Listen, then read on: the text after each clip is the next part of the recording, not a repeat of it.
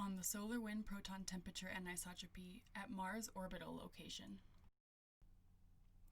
The thermodynamic adiabatic expansion law applied to proton temperatures in the solar wind would suggest that temperature declines with heliocentric distance as r to the power of -4/3. This, however, is not the case. Instead, numerous observations imply that some heating mechanism must be at work within the solar wind to supply the energy required to slow down the decay. One potential explanation for this heating is turbulence. As the highly ionized and magnetized solar wind develops into a turbulent flow, it can act as a reservoir of energy.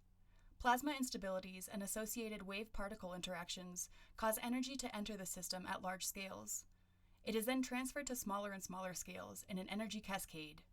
It is through this energy cascade that dissipation via kinetic effects occur, thus heating the plasma. We know that plasma instabilities and associated wave-particle interactions play a role in all observations at 1 AU. However, studies of solar wind turbulence outside of 1 AU are limited by instrument capabilities. In an effort to study how solar wind turbulence evolves beyond 1 AU, the Mars Atmosphere and Volatile Evolution, or MAVEN spacecraft, can act as an intermittent upstream solar wind monitor around 1.5 AU. To inspect the evolution of solar wind turbulence in the Martian exosphere, we have gathered proton temperature measurements taken by the Solar Wind Ion Analyzer, or SWIA, instrument on board the MAVEN spacecraft. Here we report on properties of turbulence near Mars orbital location during upstream solar wind intervals. Furthermore, we investigate instabilities driven by the proton temperature anisotropy at Mars to determine the plasma instability modes most present. These results provide novel insights into the physics of solar wind around Mars and a more complete understanding of the role turbulence and plasma instabilities play in the evolution of the solar wind. Obviously, Mars is located at a greater heliocentric distance and is much smaller compared to Earth, but there are also a few other factors that cause differences between plasma parameters around the two planets. Mars possesses an extended hydrogen exosphere that extends beyond the planet's bow shock. There is also seasonal variability in the exospheric hydrogen densities, with peak exospheric hydrogen densities observed at southern summer solstice. In order to analyze plasma instabilities and associated wave-particle interactions at Mars orbital location, we use the Solar Wind Ion Analyzer, or SWIA, onboard MAVEN to act as an intermittent upstream solar wind monitor. SWIA is a top-hat electrostatic analyzer, which, in its solar wind mode, produces ion distributions at 4-second intervals. Although it is debatable if MAVEN's orbit ever encounters truly pristine upstream solar wind at Mars due to the exosphere, there is still plenty of information that can be gleaned about turbulence at Mars orbital location. Pictured on the right is MAVEN's position in the x, square root of y squared plus z squared plane.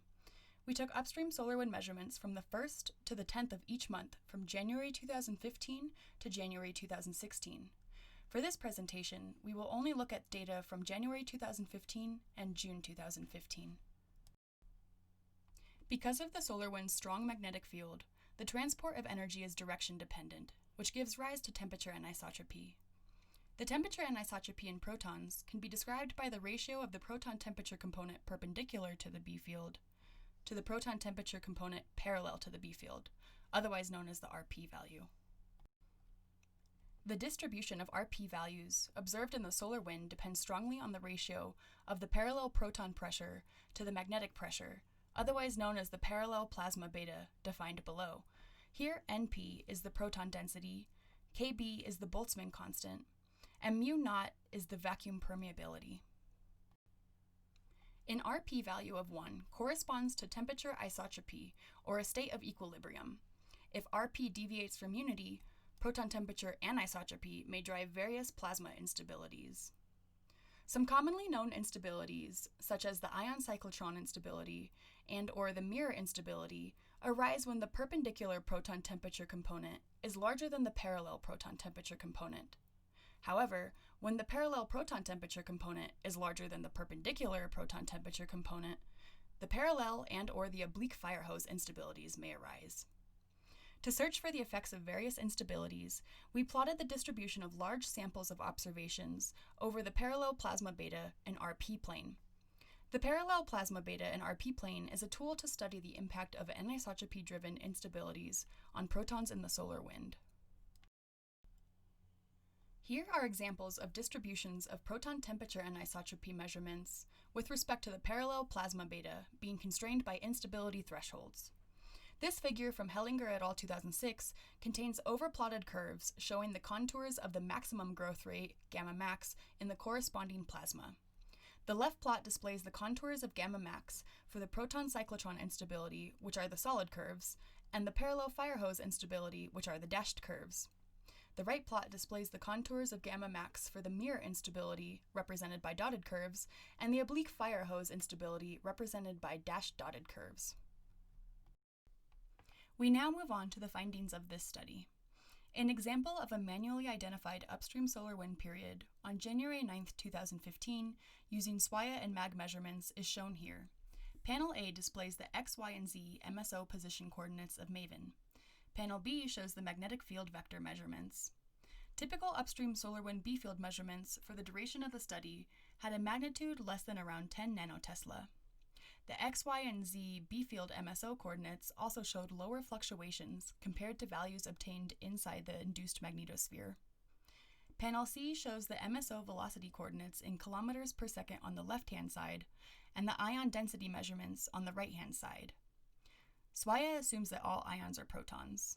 A good indication that we are observing solar wind is the steady negative x component of the velocity.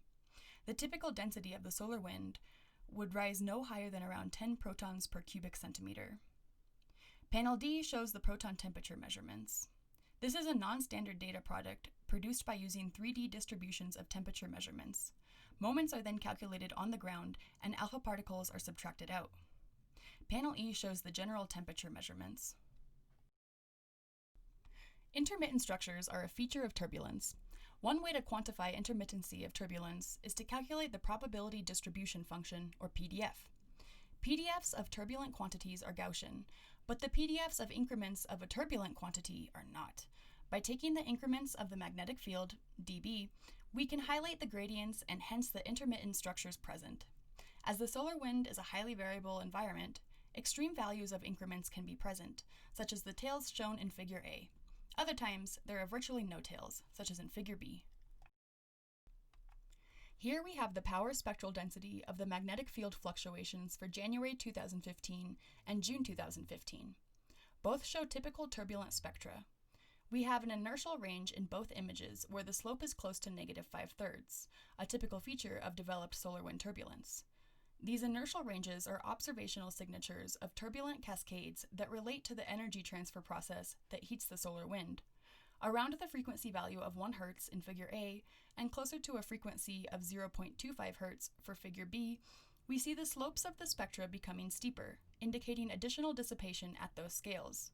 A bump present in January 2015 indicates wave emission at that frequency. One benefit of using MAVEN as an upstream solar wind monitor is the lengths of observations that can be obtained. Time series acquired for each month are long enough to capture the inertial range. We can therefore calculate a sufficient amount of turbulence statistics. We now arrive at the distribution of proton temperature anisotropy measurements with respect to the parallel plasma beta for January and June. In plots A and B, the oblique proton fire hose instabilities and mirror instability thresholds are drawn. Plots C and D show the proton cyclotron and parallel fire hose instability thresholds. In the first 10 days of January 2015, the heliocentric distance of Mars was on average 1.382 AU. The solar longitude, denoted by L sub s, is the Mars-Sun angle measured from the northern hemisphere.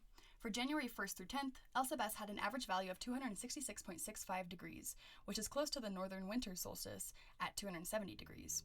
From June 1st through 10th, Mars was at an average distance of 1.497 AU and had an average L sub s value of 353.68 degrees, which is close to the spring equinox. Similarly to solar wind around 1 AU, the distributions of parallel plasma beta and RP values at Mars orbital location indicate the activity of beta parallel dependent constraints on the proton temperature anisotropy. As the value of beta parallel increases, the observed range of RP values narrow.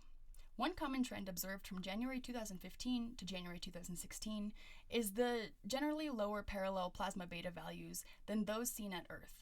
Compared to previous studies that plot these distributions around 1 AU, we see that the distributions at Mars' orbital location are essentially shifted over and upward. Our findings are briefly presented here.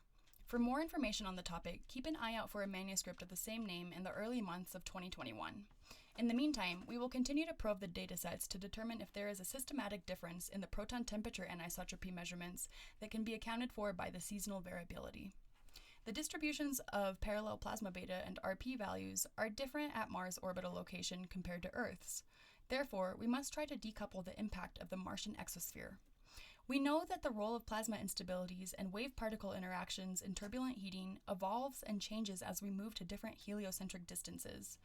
Does the relative contribution of these different processes change and evolve as a function of heliocentric distance as well? We will continue examining statistics similar to those presented here to gain a more complete understanding of the role turbulence and plasma instabilities play in the evolution of the solar wind.